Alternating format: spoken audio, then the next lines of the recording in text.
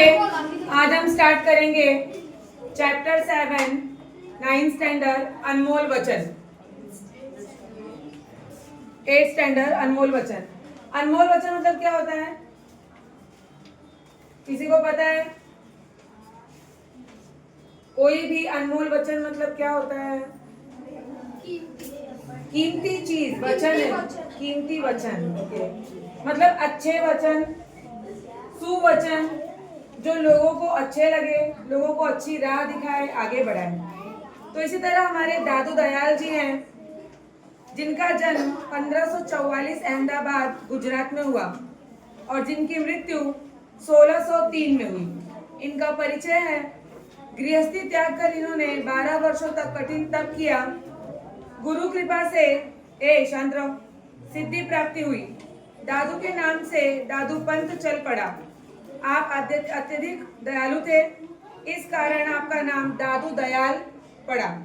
दादू दयाल जी बहुत ज्यादा दयालु थे, लोगों पर दया करते थे, उनकी हेल्प करते थे। क्या बात होती, इसलिए उनका नाम क्या पड़ा?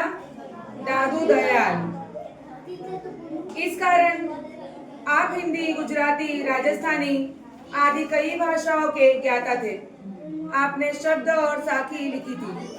आपकी रचनाएं प्रेम भावपूर्ण है, जाति पाति का निराकरण, हिंदू मुसलमानों की एकता आदि विषयों पर आपके पद तर्क प्रेरित न होकर हृदय प्रेरित है। मतलब किसी पे तर्क तंज नहीं कसते थे, मतलब किसी का मजाक नहीं उड़ाते थे, उल्टा सबकी सहायता करते थे। आगे देखते हैं, इनकी प्रमुख कृतियां हैं साखी, हरडे वाणी, अंग वधु आदि। शुरू करते हैं अनमोल वचन दादू दयाल जी के। गुरु पहली मन सौ कहे, पीछे नैन की सैन, दादू सीख समझ नहीं, कहीं समझावे बैन।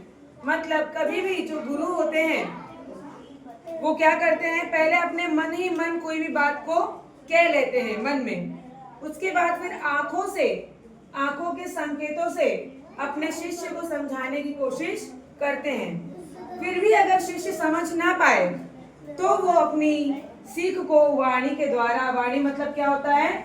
आवाज, वाणी के द्वारा समझाने की कोशिश करते हैं। आगे कहते हैं, दादू दिया है भला, दिया करो सब कोई, घर में धरा न पाइए, जो कर दिया न होय। अर्थ है, दादू दयाल जी कहते हैं कि दान में ही भलाई निहित है, मतलब छिपी है, दान में ही भलाई छिपी है, अतः सभी के द्वारा दान दिया जाना चाहिए। जो हाथ उठाकर दान नहीं देते उनके घर कुछ बच ही नहीं पाता है। अगर आप सिर्फ अपना पेट देखोगे, सिर्फ अपने लिए ही सब कुछ करोगे, किसी और की भलाई नहीं करोगे, किसी और को दान नहीं दोगे, किसी और के बारे में सोचोगे नहीं, तो आप हमेशा कंगाल ही रहोगे। कभी भी अपने साथ साथ दूसरों के बारे में सोचना चाहिए।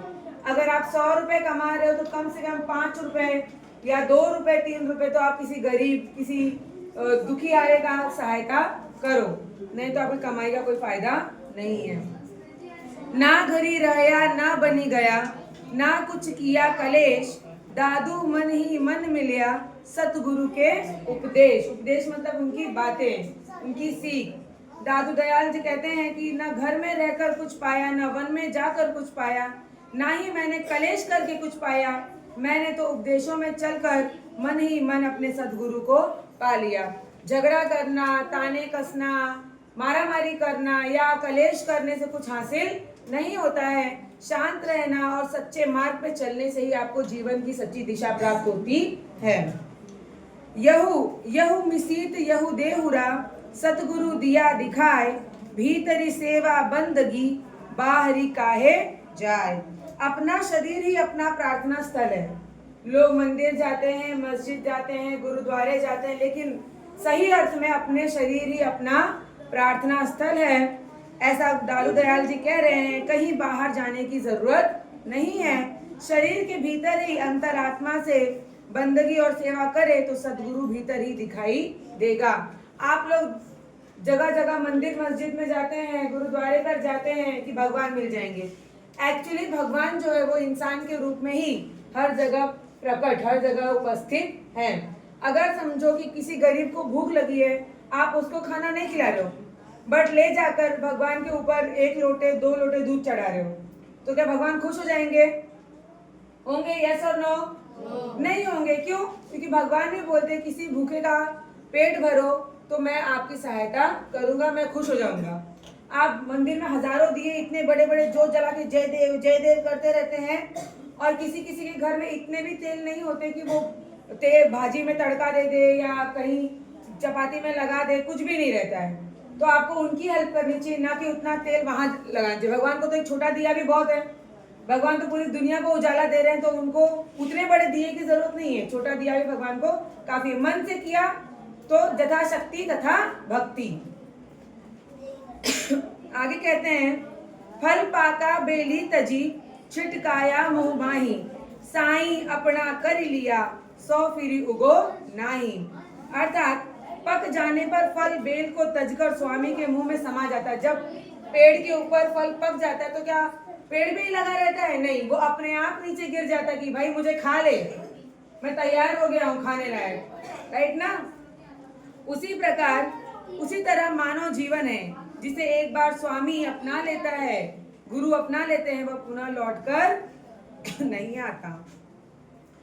दादू इस संसार में ये दवे रतन अनमोल अमोल, इक साई इक संत जन, इनका मोल न तोल। इस संसार में 2 ही ऐसे रत्न हैं जो अनमोल हैं, एक भगवान और एक सतगुरु।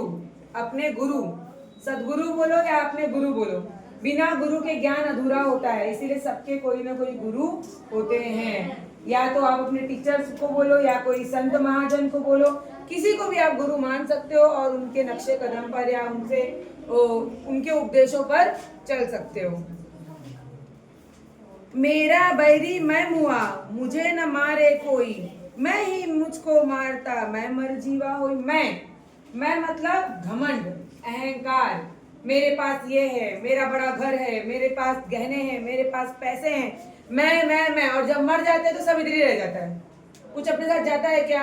नहीं। इसीलिए कभी किसी चीज पर अहंकार घमंड नहीं करना चाहिए। मेरा शत्रु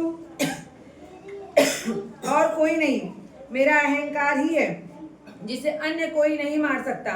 मेरे अहंकार को यदि कोई मार सकता है तो वो केवल और केवल मैं हूँ। इसीलिए कभी भी इस संसार में को कुछ भी अपना नहीं है, ये मानकर जीवन जीना चाहिए। आज है कल नहीं है, आज बहुत पैसा है कल कंगाल हो सकते हैं, आज घर है कल खत्म हो सकता है, गहने हैं चोरी हो सकते हैं, इंसान है मर सकता है। इसीलिए इंसान हो, सामान हो, जेवर हो, पैसा हो, किसी भी चीज पर घमंड मत करो। समझ में आया? अंत में कहते हैं, दादू आपा जब लगे तब लग दूजा होय, जब यहु आपा मर गया तब दूजा नहीं कोई।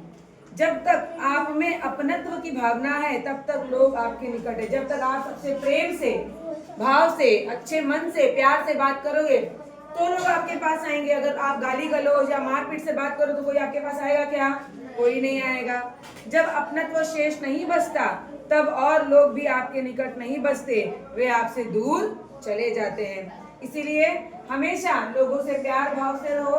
किसी का दुख है तो उसको सुनो और सुन के मजाक मत उड़ाओ। अगर आप सॉल्यूशन नहीं निकाल सकते हो तो 2-4 बात कर सकते हो, बैठ के बता सकते हो तो बताओ, लेकिन उसको गलत तरीके से मत लो। यही दादू दयाल जी कह रहे हैं। समझ में आया? चलो, वेरी गुड।